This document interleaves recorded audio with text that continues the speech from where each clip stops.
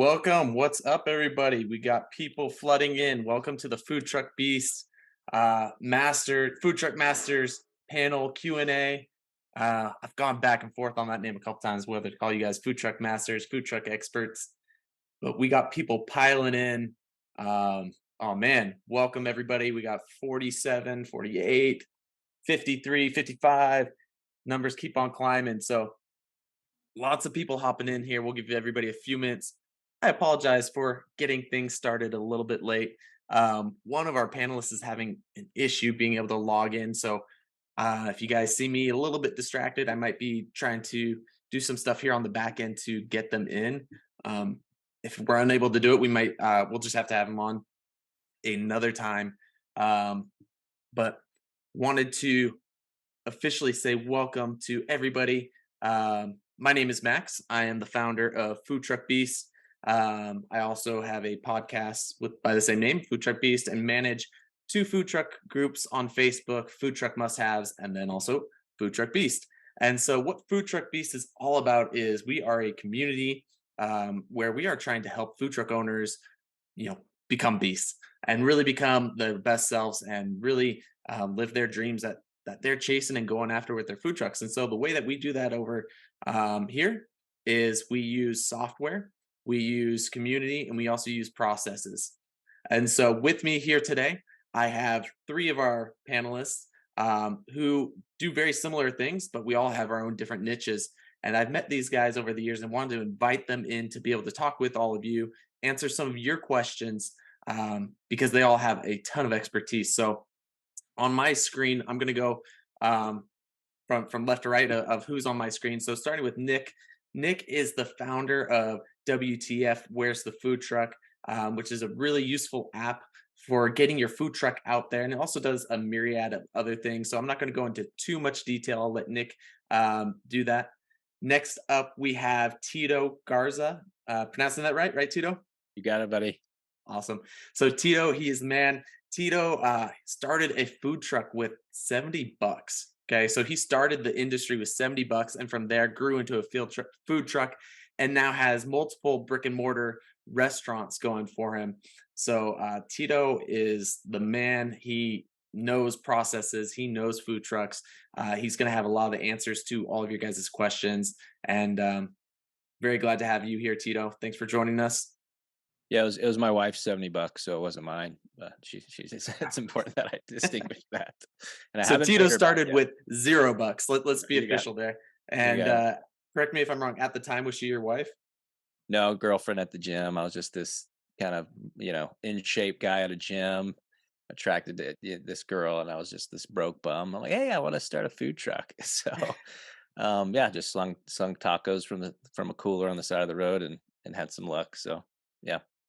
Awesome. Well, thank you, Tito. We appreciate that. Appreciate you being here. And then we have Brandon. Brandon is one of the co-founders of Nom Nom Ninja. He is also a co-host of the Entrepreneur podcast, a new recently launched podcast. I definitely recommend you guys going and giving him a listen as he shares his story about launching his food truck and different experiences and challenges and how they've overcome that. He also has a really fantastic food truck app called Foodies, which he'll be able to tell you guys more about and how that can help you grow your food truck business. So, welcome, Brandon. We appreciate you being here.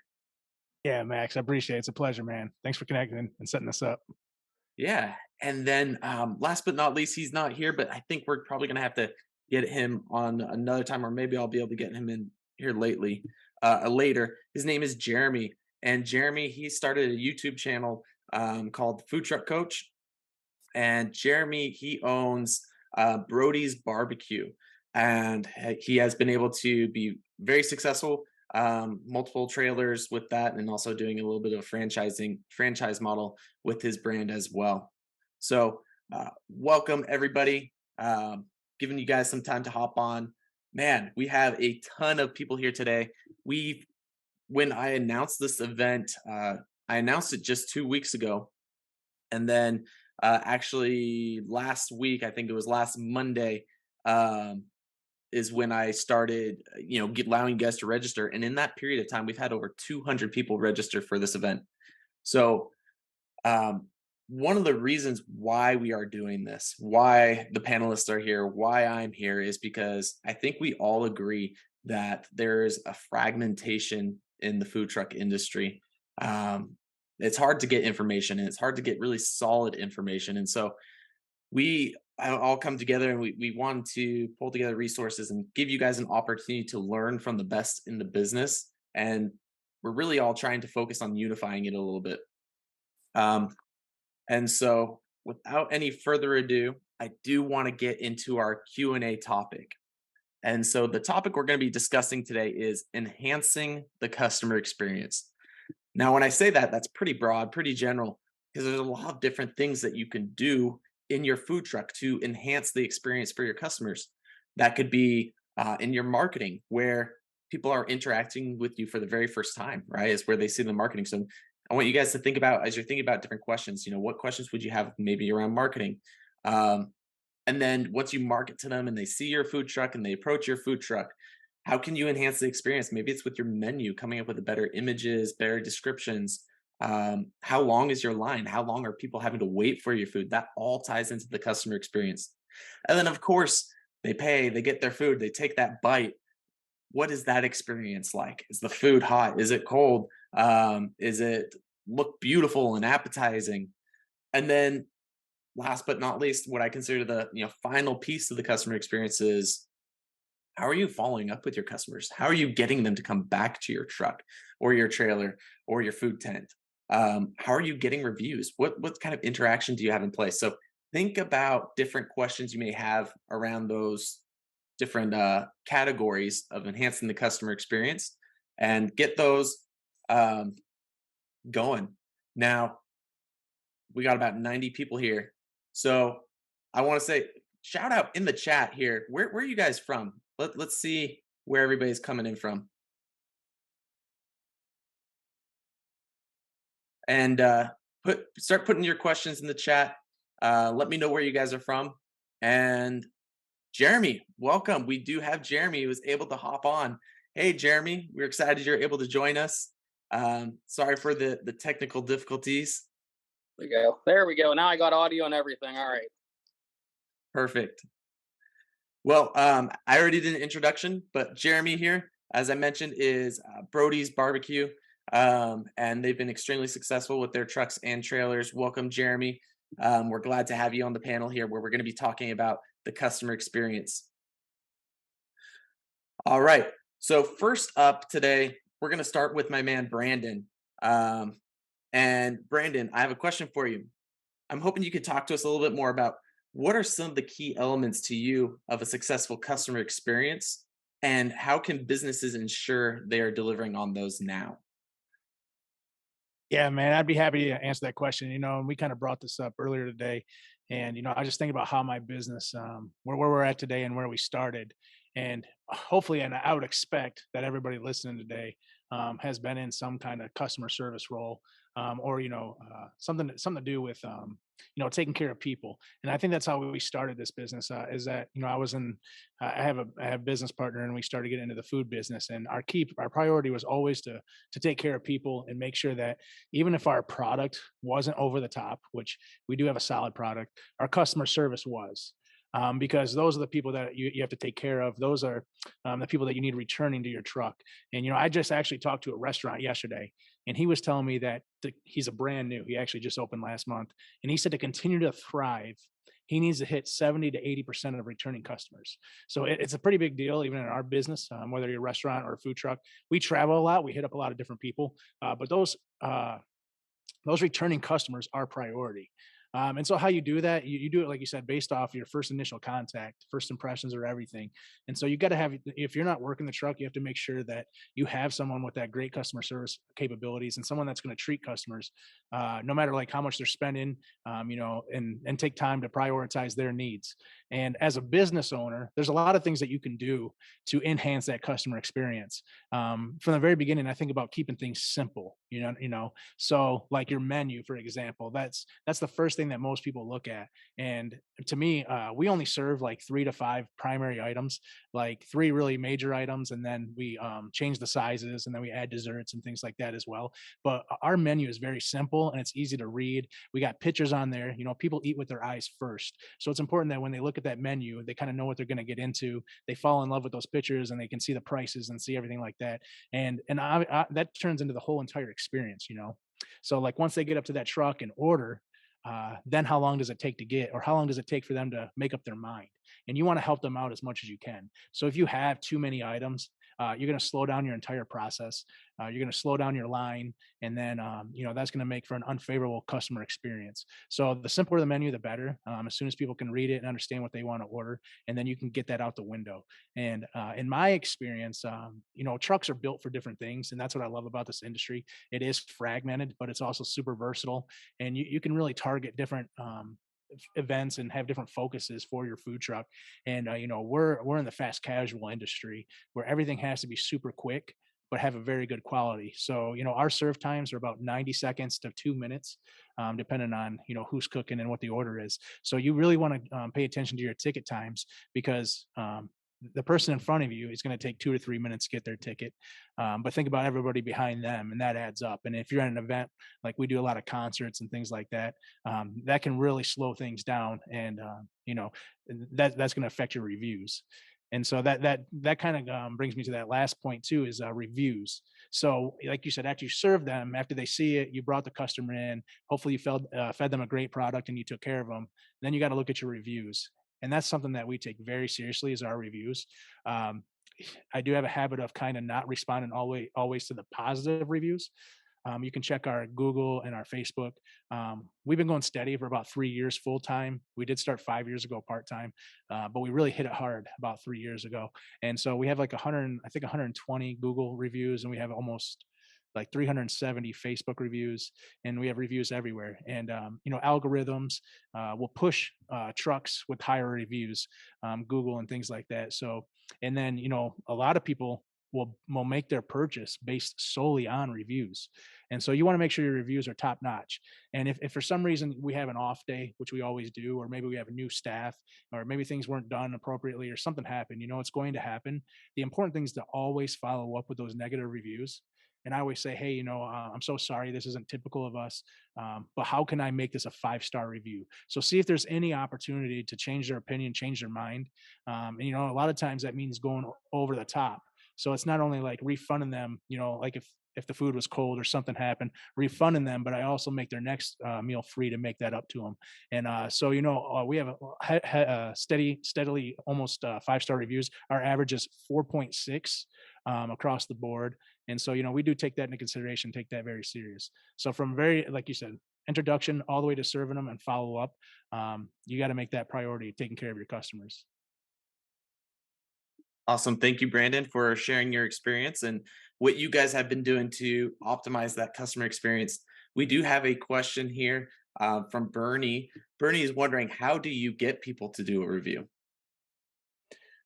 So what I do actually is I do like flash sales and flash things like that. And, I never ask for a 5-star review, but I do say, hey guys, if whoever leaves a review in the next, 20 minutes, or the next 20 reviews, gets a discount on food, or maybe a free dessert when they buy a wrap. So that's what we do to push it. And I'll do like a flash thing on our social media, like leave a review on Facebook, leave a review on Google. The first 20 people to respond and leave a review will get some kind of discount. And incentivizing that is huge. I get those, whatever that number is, I usually hit it within an hour and a half. So I have all those reviews building up. And then, so that's how I do it initially to get started. But then as you get more popular and more well known, we just tell our workers to make sure people know where to find us and know where to leave reviews, and keep that consistently in their minds that, hey, if you had a great experience, please let us know on Facebook or Google. So that's one way to get it out. But to boost it in the beginning, I was doing a lot of incentives. Awesome. Thank you, Brandon. All right. Going over to our panelist number 2, Tito. How are you doing, buddy? Got a good one for you. How can businesses foster a culture of customer centricity throughout their organization and get all employees to buy in to the importance of the customer experience? Man, what a great question, bud. Um, so I guess part of the answer before I answer, say a quick story. So I'd started, I think 7 years ago, selling tacos from an ice chest on the side of the road. Didn't know what I was doing. Um, Still probably don't know as much, but I'm learning every day. Um, and Basically, I had some early success because of my beginning story, my origin story. Saved up, went to some events, and was able to buy my first food trailer. And I parked it at a gas station. I was just really well known up here in Vermont, in my local town. And so lunch would come, and I would just get crushed. And I was the only guy working because I had no idea about hiring employees. The highest position I'd ever held in a restaurant or a food truck was a dishwasher. So wasn't very experienced there. And I had another local business owner who was in like tech. He did camera systems or something. I've always been an avid reader. And he says, "Hey man, you got to check out this book called The E-Myth Revisited." So, I at that point I was like, whatever. He could have told me to freaking, swim backwards or whatever. I would have done it. I was just in so much pain. I had good sales, but I started hating my food truck because I worked every day. My day off, I'd have to go and deep clean the food trailer. And, I just wasn't enjoying it. So, um, I read the book, and the book's good. It teaches a principle of working on your business and not so much in it, but it didn't give me like concrete answers. And it was kind of selling me on coaching. So there's a website or something like that. I went down the rabbit hole, and I eventually found a coach and, hired her. Her name was Yolanda, wonderful woman. And I remember telling her, like on our first coaching call, I'm like, Yolanda, I need to know processes and systems. I need to know how to hire. I need to know how to train. Like, you tell me that's the first thing we need to work on. She said, Tito, that's all good and great. But the first thing that we're going to work on is who you want to be at the end of your life. And I'm like, what? I mean, I just paid you all this money, and I need processes. I need to hire people that can roll burritos. And but again, I was like totally like half glass. It was empty, So I'm like, whatever you want to fill it with, fill it. So I had all these papers that I had to go through, and I basically had a picture of the end of my life and who I wanted to be. And she said, you define what kind of husband you want to be, what kind of father, what type of brother, mentor, whoever in your life, before we go into the other parts of your business. And what that principle taught me was, who I am at home or who I am with my family is the type of person I'm going to show up to work to be. So if I'm impatient with my kids, I'm going to be impatient with my employees. If I lack empathy at home for my wife, I'm going to lack empathy for my employees, my customers. So that was just like a wonderful lesson. And in that, we eventually got to what's called the why. And this is like why I'm in business today. And this is our mission statement in Tito's Taqueria. We have 2 food trucks, and we're opening our 3rd restaurant this year in a couple months. And our why, our mission, is to encourage our customers in a way that creates loyalty. So it's such a funny question. And this is specifically like my mission statement at our restaurants and food trucks is exactly your question. Growing up, I was always told I was an encouraging person, and I hated that. So you have so much potential and all this stuff. And it was just, that's kind of my spiritual gift. So connecting with people, my business was just built on that principle. Like, I loved seeing people. I felt encouraged. They'd come and have good food. And but the question, your specific question is, how do you bring in people that are going to uphold that mission? And that's definitely not as easy, especially as you grow your business and you're not working on the front line all the time, and you're hiring people and you have store managers and you're not in the store every day. So the first piece of that is I would suggest defining a mission, determining like why a food truck? Why the food? Why that type of food? What's your connection to it? Is it a family connection? Do you just a foodie? Why are you in this industry specifically? Why'd you start your business? If you haven't started a food truck, you're at an awesome, opportunity to, go ahead and like empty canvas, paint it any color you want. If you already have a food truck, it's never too late. Sit down and do the work. So I'd first define your vision, your why, and your mission. And it always kind of ends up around the customer, because if we deliver for our customer, I call it consistency. But if we're consistent with our customer, it breeds trust. Trust breeds loyalty, and loyalty leads to money in the bank. So this is a beautiful kind of cyclical thing. So, how we do it specifically for my business is our orientation. We have a 3-hour orientation for every, well, I should back up first. First, we hire for attitude and train for skill. So I can teach anyone how to roll a burrito. I've rolled a lot of them. But I'm not going to teach you the values and the type of person you are. That stuff's done with my 2-year-old right now, my 4-year-old daughter. We're doing that work right now. So we look for people that share our values, our company values. They come to our application process already displaying the type of values that we're looking for. And then we hire, we calibrate them on our culture. We hire them according to our values and our mission. Are you the type of person that are going to encourage our customers in a way that creates loyalty? How does that look like for you? And then we give them examples. In this situation, what would you do? And Brandon just brought up a beautiful example, and we do the same thing, but we like to overcompensate our customers when we make a mistake. We say, hey, I'd like to give you a coupon code. Not only is it making up, that mess up we did, but here's my direct email. Let me know how we did next time. I'd love to hear good, bad, all of it. So now we have an opportunity to hear back from our customers. And then we do the 3-hour orientation. So our store managers, our food truck managers are the only ones that ever orientate anybody that they hire. So every person that gets hired, you sit in front of them for 3 hours. We have a checklist and we go over everything. This is our culture. This is our uniform standard. These are our expectations. This is what encouraging our customers look like. Do you agree? Check yes. Okay, check yes. And so now the expectation, everything is set. So we have that. And we like to ask, hey, have you worked at other restaurants, other food trucks? How does orientation process compare? How can we improve? How have you seen other, companies or food trucks do? And we take from the best, we learn from it, and we just build from there. And then ultimately, we have a profit sharing kind of system that's all based on what's called a scorecard. And so I sit down with my store manager, my direct reports, and at the end of every 4 weeks, we go over, and one is specifically our culture. And something I wrote down, I heard one time is I actually wanted to share it, but your culture is between what you accept and don't accept as behaviors. So basically, your culture is everything, is above everything you don't accept. And you hear all these things about, culture comes first. And you're like, what is culture? But culture is basically if you're accepting the culture, you can talk back to a customer, you can, be rude to a customer, you can ignore a customer. Customer walks up your food truck, you don't greet them, or walks in your restaurant, you don't greet them. That's now a part of your culture. And as the owner of your food truck, of your business, you've got to lead by example. So I guess in essence, and then they get profit share based on how they're ranking on our culture, also other metrics, financial metrics, all that stuff that's objective is a little more easy to define. But yeah, I guess the last part I would sum it up is you've got to be an example worth following. So one of our 5 values is leadership, and it's defined as being an example worth following.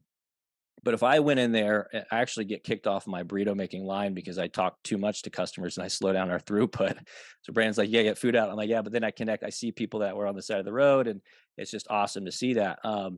But you've got to go in there, and I've got to lead by example. It's one thing to say, hey, we're all about encouraging our customers. We've got to have this, but and when I see it and I see it on display, I make sure that person knows that I see it and I appreciate it. One of our team members, hey, I just want to say how you handled that customer. Man, that was amazing. I appreciate that. And you just exemplified our mission. So every chance that I get, I bring up our mission and our vision and our values too, because that's all reinforcing. We have a weekly meeting with my store managers, and how we open the meeting is, how have you seen one of our values or our missions displayed this past week with what your team member or anything like that. So we're always looking for ways to put that into our meetings or our culture. So kind of a lot there. Hope some of that made sense, but thanks for the question, Max. Yeah, a lot to unpack there, Tito. Because you're just dropping bombs. I hope you guys are taking notes. I apologize for earlier. The chat wasn't functioning properly, but we got it going. So I see you guys in the chat. Give me a thumbs up if you guys like those last 2 answers. I mean, gosh, you guys are just dropping bombs.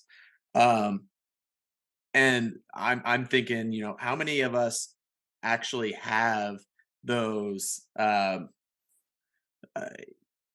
am I? So for Food Truck Beast, we call them laws of the jungle. Those are our laws. Those are things that we abide by. And how many of us really have those outlined in our business? Even if you're a solopreneur, even if it's just you and your truck, or you and your spouse or boyfriend or girlfriend, or you and your kids, it is so critical to have those mission statements written out, because what I'm hearing Tito say, and we've had private conversations, and I'm sure everybody on the call would agree with me. I've noticed that the more defined I can make those things, the more clear I am on my core, the more I can attract people with those similar core values. And so, as you're going out and hiring, looking for people with those core values, you have to know what your core values are. You have to live them, lead by example, and that's going to attract other people to you. Love it. Awesome, Tito. Thank you. Keeping things moving here. Panelist number 3 is going to be Jeremy. I'm so glad that Jeremy, you were able to join us. I apologize for technical difficulties. But my question for you is, what are some common customer pain points, and how can food trucks address them to improve the overall experience? Yeah, Nick and Tito kind of touched on some of this already, but the biggest thing I see is I've seen a lot of food trucks that come out, especially new ones, that have these gigantic menus. And food trucks in general are a fast casual. People are looking for, a quick bite to eat. And not only does a big menu slow the operator down as far as getting the product out the window, but it also slows the customer down, immensely with, taking 20 minutes to try to look at this huge menu and decide what they want. Um, and you know my most profitable trailer has 3 items, like it has been previously said. I think that's a common something that you'll see is a common thread, that most of the super successful trucks that can get food out the window in under a minute or under 2 minutes. My mac and cheese trailer, we can put an item out about every 19 seconds, so it's super super fast. And I think that's the reason we've become very successful in a lot of the stuff that we do. Where we vend is a little bit different at this point. When I started 8 years ago, we were doing a lot of businesses and parking lots and that kind of thing. And now we're sort of focused on high leverage events, where we're going to a place that might have 20, 30,000 people in a day. So we have to be faster. We're constantly costing ourselves money. And I guess like the next part to this question is, what if pain does happen? Like, what if the customer does experience pain during their experience? And like Tito said, you really need to overcompensate if that does happen. I try to kind of play defense on that. If we're in an event where they're getting a lot of to-go items, where we're actually giving them a bag of food, I have thank you cards that we handwrite and sign with my personal cell phone on them. That just says, thank you for being a part of this. If there's anything you think we can do better, please let me know. And you wouldn't believe how many great ideas, or just great, it's mostly positive feedback. Like, very rarely do I get a text saying, you could do this better, but almost always it's keep doing this, or we had a great experience, and that just lets you know that you're doing the right thing. But yeah, if pain does happen, you definitely need to, I always give them their money back and give them a free item or whatever it takes. Basically, how I think about it is, and uh I'm also a big reader. I don't know if anybody on here follows Alex Hormozy, but he's super, super bright guy. And something that he said that really hit me is, imagine that there's no social media, there's no Facebook, there's no Instagram, and the only way to build your business is for your customer to go tell another customer how great of an experience they had at your business. And that really hit home, and that's honestly what we try to do with every single customer. And it just, I don't think there's anything that can touch that. So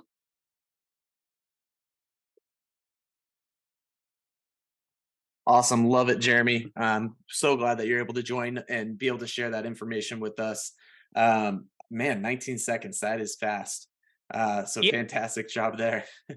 right. So like, it's something that I focus on a lot, is what I call our IPM, which is our items per minute. And my barbecue trailer, 2 to 3 items is usually around 90 seconds. Mac and cheese, we can actually do about 5 to 6 items in right about a minute. It only takes about an extra 6 or 7 seconds to scoop additional mac and cheeses. So most of the time is honestly, if they pay in cash, that slows us down. But if we have a card customer that can like tap pay, I mean, it is lightning fast. And it's not that big of a deal if you're at an event where you're not, lined up. If it's just intermittent customers, it's not, you're not going to notice it. But if you're at an event where you're lined up 50, 60 deep for 8, 10 hours, if you're only taking money every 60 seconds instead of every 20 seconds, that's a big deal at the end of the day. Absolutely. And for those of you who are here joining us, especially you new food trucks, Jeremy just dropped something for you that's a pretty big bomb, IPM. Um, and so how fast are you able to get your food out the door, knowing that and having that measured?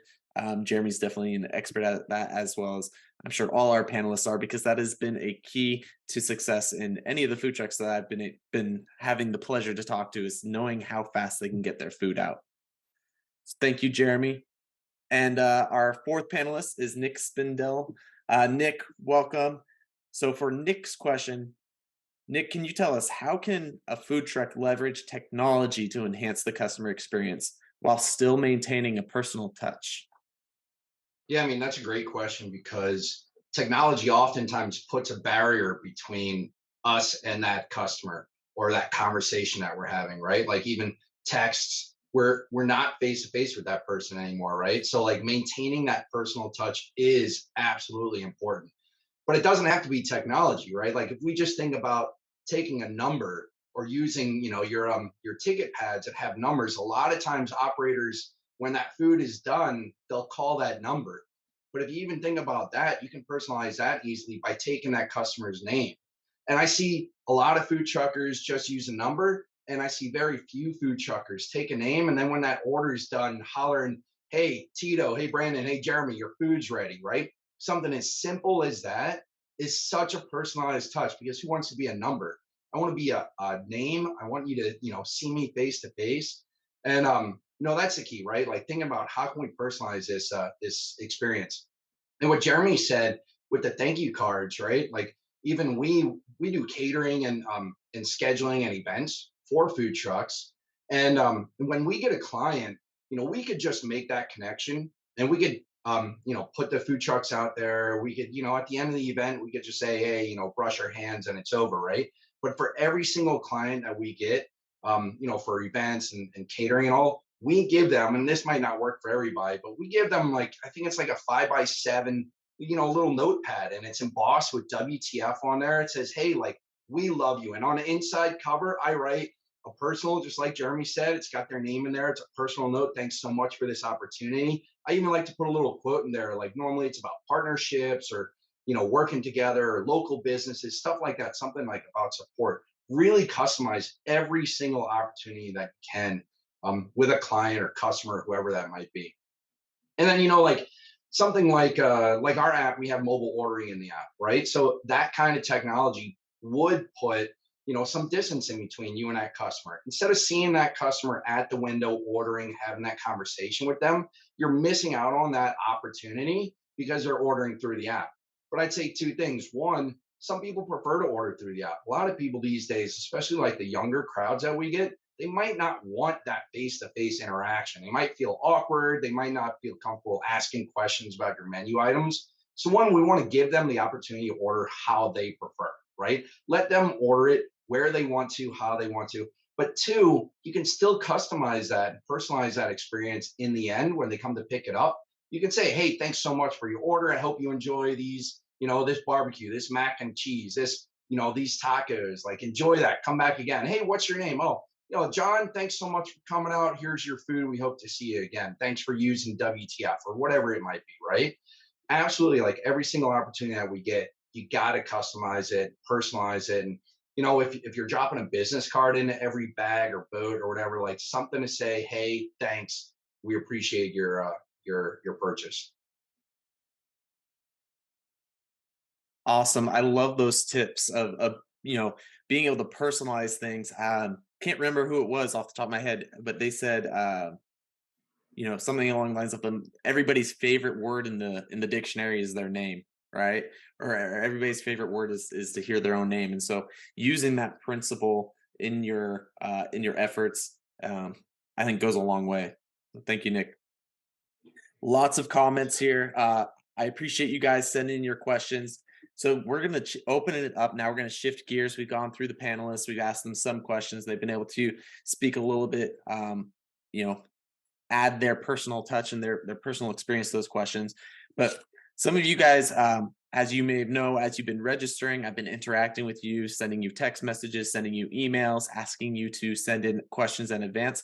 So I do have some of those questions, and we're going to start off with those. And then as we get through these questions, we're going to get to some of the ones that are in the chat. And so I'm going to pose the question, and then my panelists here, Nick, Tito, Jeremy, Brandon, if you guys want to answer, go ahead, raise your hand. We'll give you 30, 60 seconds to answer, and then we'll see if somebody else has anything to add, and then we'll go on to the next question. So our first question here is, what is the best way for a food truck to gain popularity other than good food and good service? So again, what is the best way for a food truck to gain popularity other than good food and good service? I'm going to put that in the chat. Jeremy, take it away. So, yeah. So obviously, word of mouth is always the best advertising that exists, right? And I've kind of found like a hack for this with our social media. Um, I see a lot of people that are like wanting to say how great their product is, but nobody really cares if the person that has the product is saying how great it was. They want to hear from somebody else how great it was. So we like to take tons of pictures during our events of people with our food, and then, like for instance, and this is kind of going to lead into something else we're going to talk about later on. But we did an event that's about 4 hours away from our house, and we had no following there, right? But there was a big university there. It's a university town. So the first day of the event, I got some pictures with some university kids with their, university hoodies on. And we did a geographical social media boost just in that area. And it kind of gave us like street cred, even though that was our first time there. And we were so far away from our home base, we had a huge week that week. And we gained a following basically just by that picture. It showed them that there were people from that town eating our food, like-minded people like them, and it would end up being a phenomenal week for us. I love that. That's definitely leveraging a little bit of technology and personalization. Kind of like what Nick's question there. Going to where that university was, getting a picture, interacting with the students, and then using that to blast the local area Facebook ads. Love it. Any other panelists have a response for that question? Brandon. I didn't know if you meant to raise my hand physically or digitally. So I raised my hand on here. Let's see if I can get it down. There we go. Yeah, man. So we talked about a little bit on this on our podcast. It was our marketing episode.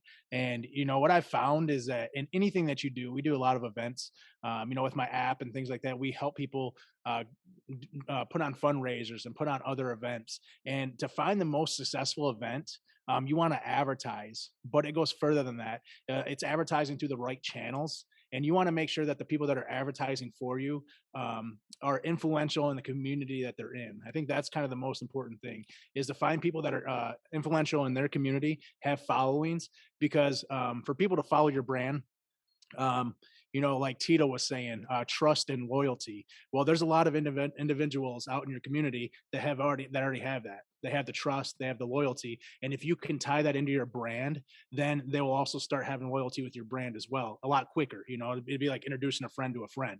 And so what I found out through this is influencers. So a lot of people go nationwide and they expand too far. And you really got to focus on the micro marketing, and work with influencers that are have an impact in that community. So what I'll do is if I'm in a new area that I've never been before, I will boost my post or whatever, but I will also find people that are influential in that area, and I will reach out to them and I'll say, hey, I love your profile. I see you got a great following. You got a lot of engagement.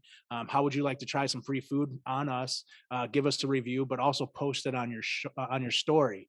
And then, so I'll utilize our food, and I'll incentivize it to people that are in the influencing marketing, whether that's Instagram, Facebook, I'm starting to experience a little bit more in TikTok. But that's what I'll do. Find an influencer that's in that community, that has engagement, that has a good loyal following, and then offer them some free food, offer them an incentive to post to their story, and then you'd be surprised. I think I get more customers from that than I do posting. Throwing things at the wall and posting, and just hoping that someone sees my ad and wants to come visit my food truck. So that's my advice: is use people in the community to help grow your brand. I love that, Brandon. And there's an answer I want to give, but I want to hear your thoughts on how you're doing this. How are you going about and finding those micro influencers? Is there a certain audience or technique to that? Are you, Yeah. because I don't think you're going and looking for people that have like 20, 30, 50,000 followers. What's your strategy there? All right, so I told this guy I was going to charge for this advice, but I'm giving it to you guys, and it's on my podcast too. I just did the episode, so it's so cool. Like, it's funny because my business partner, he's a big Gary Vee fan, and like I was already doing this, and he's like, "Hey man, Gary Vee said you should do this," and I was like, "Yeah, it works," and I was like, "That's what we've been doing." So it's mainstream. It's some mainstream ideas. I didn't come up with it, I guess, but what I utilize is I go on Instagram or Facebook, and I will do hashtag searches. So I'm in Central Michigan, but say I'm going to Central Michigan University. I'm going to do an event there. I will do a hashtag Central Michigan University or Fire Up Chips or whatever. So do a hashtag. It could even be a city. So it could be a city. It could be anything. But do a hashtag search, and then it'll bring up all the hashtags that are related, all the content that's related to those hashtags, and then you can find popular or newest. And then I look at the popular ones and see the ones that have the most engagement, and sure enough, the ones that have the most engagement consistently are the influencers in that area. So I do a reverse hashtag search, and you know what, that's like the easiest way to find anybody that's involved in that area you're going to. And it's like you said, it's so important to do micro instead of marketing. And so hashtag, like if you're going to a small town, hashtag that small town and see what people are doing in that area and see who's active in that area. Love it. Thank you, Brandon. Nick, you have some flavor to add to that? Yeah, I just wanted to share, those are all great efforts, right? I think the simplest thing is just providing a superb customer experience, right? Like everybody's kind of touching on this a little bit here and there, but boy, if you blow somebody out of the water with that experience, they will tell their friend, they will post on this, they will be or become your micro influencer. They're going to tell everybody. And it's not easy to make that superb experience for everybody every day, right? Making good experiences is typically the average, right? Taking it to that next level and great. And then if you're slow enough, you got a customer out there and you can maybe grab their food, walk it out of the trailer, hand it to them personally, not through that window, or sit down with a customer as they're eating. If it's like a solo customer and they're eating right in front of you, you can sit down, ask them, like really build that relationship. Superb experiences really is just a free and easy way to do that too. Awesome. Love it. Thank you, Nick. All right. Our next question is what's the best route or way for a food truck to go? Let's see, it's worded a little funky. So, what is the best route for a food truck to go if seeking to visit nearby states, i.e., doing a food truck tour? Do you guys have any advice for someone who would be interested in doing a food truck tour and leave, their home country or home state, I should say, their home territory? Yeah, I guess I'll jump in. Our food trucks are used a little differently. So we've got 2 food trucks, and the way our model works now is we move 1 food truck in the town that we want to open a restaurant in, and we let the data speak. And so if the sales warrant it after a summer or a year, really look for 4 to 6 months of data, then we open a restaurant there and we build the brand while we're there. And people love that story, food truck to restaurant. People just really latch on to that. The other one is mainly events, community events, and then wedding caterings. There's a lot of money in that. And since we have a brand that's so we don't do a lot of events and festivals anymore, but I definitely got my start that way. And since I live in Vermont, one of my restaurants is in Vermont, and then 20 minutes south of that is a restaurant in Massachusetts, so right over the border. And then from Brattleboro or Vermont to the right of that 20 minutes is New Hampshire. So we're basically in 3 states within 20 minutes. And so I definitely did a lot of colleges, events and food trucks and jumping over the border and things like that. It's not a Mexican joke. I am Mexican. I hope that's okay. I'm just kidding. Sorry, too far or not far enough. Um, so it's been kind of easy for us. A lot of times, these nearby states will take our current health department license for our state that we're currently in. We just reach out directly to the town or city that we're going to be in. We contact the local health department, and many times, if we're doing a festival, they'll say, "Hey, we'll come out, we'll check your trailer." But it's never been too complicated for me, and that might just be because I'm up in the Northeast and our states are so close. But yeah, I mean, I would just recommend reaching out to festivals. Usually, they're very helpful with what you need to, in their application process. Definitely reach out to the towns, because in Massachusetts, there's towns that want you to get a temporary license just for that one event. And a lot of times you have to factor that into your costs, because it's not always cheap. Everyone wants a little bit of that money. But yeah, that's been my personal experience with going to different states. Awesome. Thank you, Tito. Nick, you got your hand raised. Yeah, I just want to second what Tito was saying just there. I was going to throw it in, then he said it. A lot of event organizers will have this streamlined for you. So they might have an umbrella license or permit or something that you don't have to jump through as many hoops to get there. So when you're doing festivals or events, always ask the organizer first, hey, like, do I have to get the license? Do you have that license or permit already? Like, what's the process that you've already worked out for us? Great point. Great point. Thank you, Nick. Jeremy, you were going to jump in. Yeah, I'm actually getting ready to go to. We not getting ready to, but we got in. We just got word that we got into a huge event in Florida in next year in February. So that's about 1,600 miles from home. So that's a long way from Pennsylvania. But the one thing I think that can help these people who are looking to do kind of a multi-state tour is just to make sure that you're, number one, obviously make sure your food's good. You have a premium brand, but try to make sure your packaging for your food is branded. Especially if you're new and you're going to, I'm assuming these people are going to go to events that have multiple other food trucks at them. It's just the way that your stuff can really stand out. Even if there's another truck or multiple trucks that are selling more than you, if you have something that looks different and there's people walking around eating it, like our branding is black and white, which in our industry, a lot of the events I do is super different. Everybody has very loud, bright colors. And that Brody's boat it really stands out when they're walking through a crowd. You can imagine if there's a sea of generic red and white containers, and then you see one that's black and white, your eyes kind of automatically, or another color, it's just different. And I think that can help people kind of gain traction, pretty quickly, especially when they're far away from home, nobody knows them, and they're in an event with multiple other vendors. Having branded packaging, honestly, was such a game changer for us at large events. It's helped so much. And then another thing that does happen is once you become successful, everybody tries to copy you, right? So that also helps with with people trying to knock your stuff off. They know where it came from whenever they do see something that looked really good. I love that. Thanks, Jeremy. Great advice. I hope everybody is taking notes and learning a lot from this. I see the chat going. If you guys think getting a lot of value out of this and you want us to do this again, I'm thinking about doing this maybe once a month, every 4 to 6 weeks. If that's something that you'd be interested in the chat there, go ahead and write yes. So I know that you guys are getting value out of this.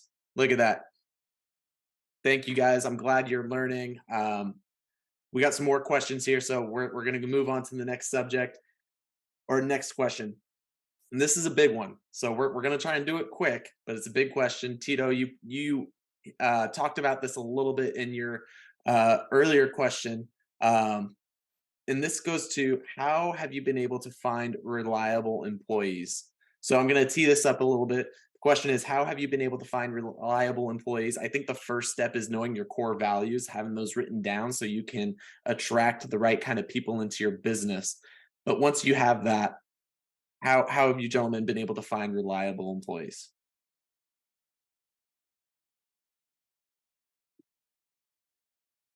I mean, I'll jump in Referrals. if no one wants to Yeah. go Let's there. go, Tito. Shoot it out. So one of the most important things, a lot of people, it's very obvious that we have a brand as a restaurant or a food truck to our customers. What we forget is that we also have a brand as an employer. And that brand, especially in small towns, gets around to people. How was your experience working at that food truck? How was your experience working at that restaurant? So it's important if you're doing, any training for hiring to remember that you have a brand as an employer, how you treat your employees. Profit sharing has done us very well. Core values has done a lot of positive things for us. But none of that matters, and this is why I didn't really answer the marketing question, because I'm kind of learning a lot about marketing myself. Because one of the principles I live by is internal growth before external every time. And so I've had to learn with some friends that are in marketing that there's a lot to be learned and marketing and leveraging technology and all that fun stuff, because I latch onto this internal growth. And what I mean by this is, if you're the owner of your food truck, you're the person that everyone's going to look to, and you've got to ask yourself, are you the type of person that you would want to work for? And actually, I'd suggest you don't ask yourself that, ask your spouse that or your friends that, because they're likely to tell you the truth. And so it all starts with who you want to be as a person. And if you go to work, you're impatient, unkind to employees, greed, selfish, all these things come up, and we're all a work in progress, but you really got to take a long, hard look, because everyone's going to do what you do and not what you say. So I would leave it with, work on yourself, try to become the best version of yourself every day. And when you make a mistake, like we all do, own it and apologize to your employees. And then always remember you have a brand as an employer. And what that means is, am I understanding for my employees' needs? Do I share in their successes? And one of the things and I'll end here so other people have a chance. But when your food truck has a successful event, or it's awesome reviews, all that stuff, your employees get all the credit. When it doesn't, and you fail or you fall short, it's your lone responsibility as an owner. So it's kind of a good principle that served me. But Absolutely, that comes down to being a good leader. Great advice, Tito. Love it. I love that exercise you talked about. It's something I've done in the past, where in my entrepreneurial efforts, I've gone to family members, because they're going to be the most honest, right? And ask them, "Hey, what do you think of me? Be honest." And let me say, when you ask that question, you have to be really ready for the answer. And what I mean by that is, you have to be willing to take what they're saying to you, and have an open heart, open mind, and internalize that, because even if it's not true, right? It might not be true. What they're saying might not be true. However, you are projecting that image. They're thinking that for a reason. So you're going to have to think about, okay, maybe I'm giving off this vibe unintentionally. How can I change my messaging to put out the right vibe to people? So I love that exercise, Tito, of going to a family member and asking those questions. Um, we're getting short on time, so I'm going to move to the next question here, guys, and that is, how can I find corporate events during the week? So this question came from somebody where they're getting those events on the weekends. They're busy on the weekends, but they're looking to fill up their middle of the week schedule, and they want to get in front of maybe businesses or different corporations. So Nick, I saw your hand go up first, and then we'll go to Brandon. Yeah, I'll drop. And I think Brandon's Foodies app does something similar, but use third party bookers and schedulers and caterers, all these other sources that find leads for you. Fees are never fun, right? But whatever you can do it. Just make sure that the fees fall in line with your pricing, your budgets, your everything, right? But take all those leads, jump on to WTF and pick up a scheduling gig here. Get that catering lead over there. Roaming Hunger, Street Food Finder. Like, I'll throw out all the competition out there that we have, right? Foodies even, right? Like, use every single opportunity that you have out there. And then if you're going to go searching on your own, like if you don't have anything going on during the week, or Tuesdays slow or Thursdays are slow, whatever, I like to recommend food truckers to make a little sample plate, bring out, a hotel pan full of some mini burgers, mini tacos, something. Go hit up all the bigger companies in town, door to door, say, hey, I got a snack for you guys. Love to see if I can get in front of your manager, or would you recommend, or at least tell your manager about this? Here's a flyer with what we can do, how often we can do it, some sample packages, blah, blah, blah. Make sure that you have your branding on point there. Make sure that you know exactly what your offer is and exactly what that call to action is, and have that on there. Call me, book here, follow us, ask for another, come back for more samples, whatever that call is. Make sure that you're hitting those people. And the gatekeepers are good to get to, the secretaries, the assistants, maybe it's a security guy at a big office complex, right? Like, hit those gatekeepers and they'll pass that along to the managers. Awesome. Thank you, Nick. Brandon, what do you got? Yeah, I'll try to keep it quick too, man. But yeah, WTF, that's a great one. My app, what's great about Nick's app too, is that he doesn't charge a percentage. So I always try to stay away from percentages. If it's small flat fees, that's what I always go for. But I have a unique challenge. I'm in Michigan, so a lot of our trucks, I would say 90% plus are seasonal.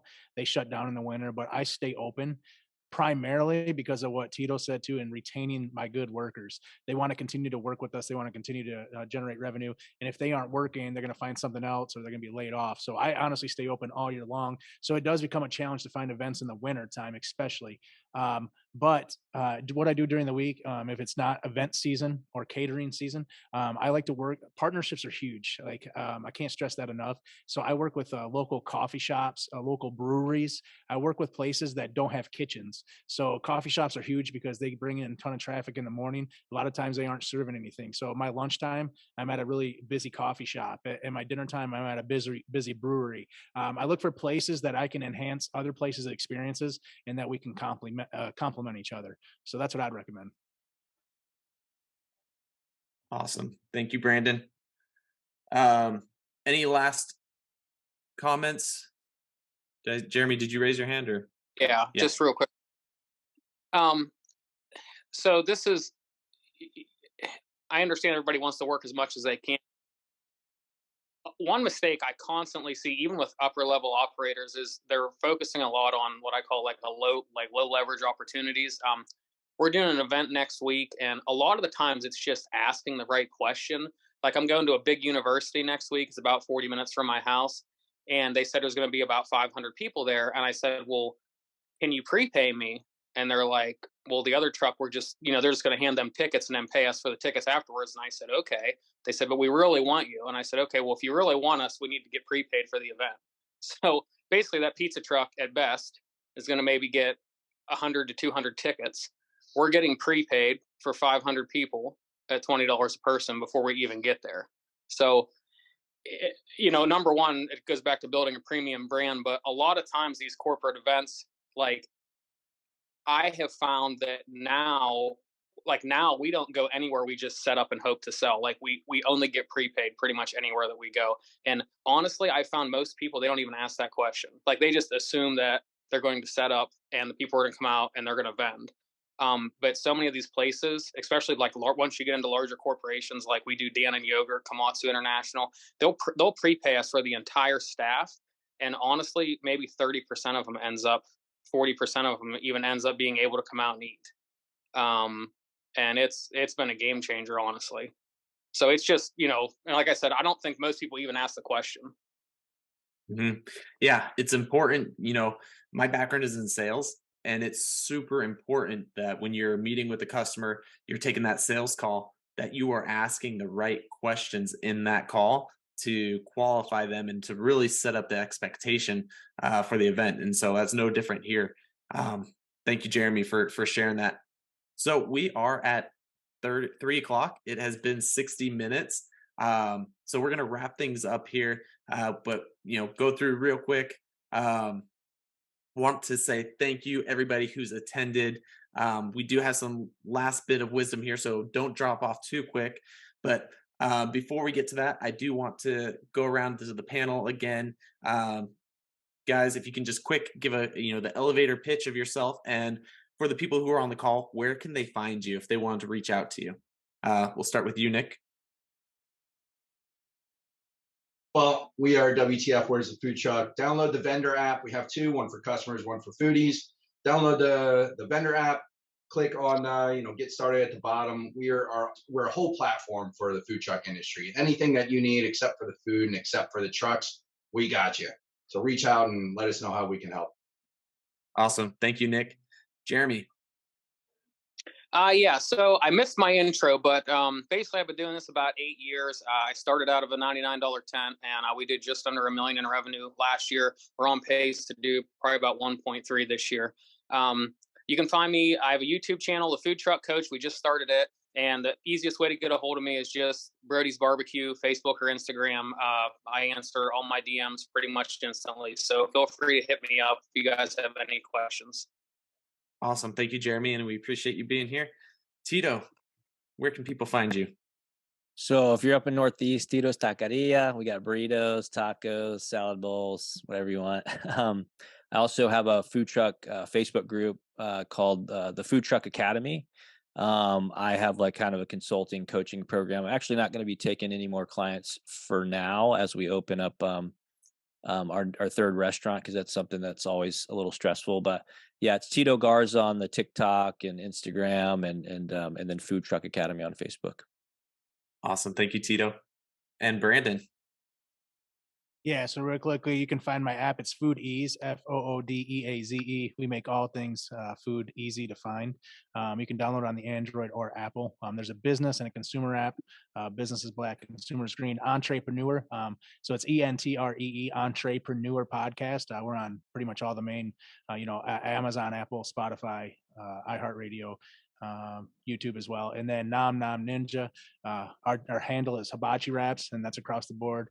Instagram, TikTok, and Facebook. And like Jeremy was saying, I'm the guy that's always responding to Messenger email, so you guys can hit us up at any time. It's a pleasure being here.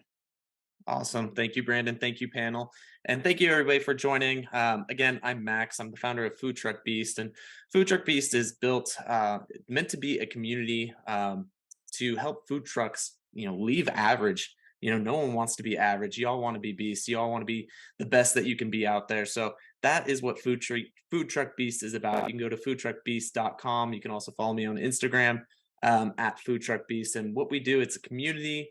And then we also have processes and technology that are going to help you guys become what we call food truck famous.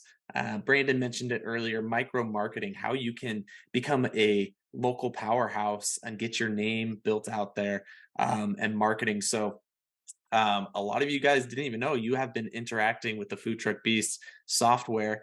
That's how I built out those landing pages. That's how you've been getting those text messages. That's how you've been getting those emails.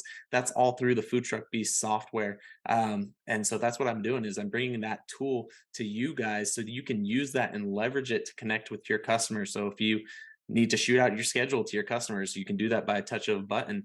You don't have to compete with anybody on social media. You can get right into their phones, right into their email.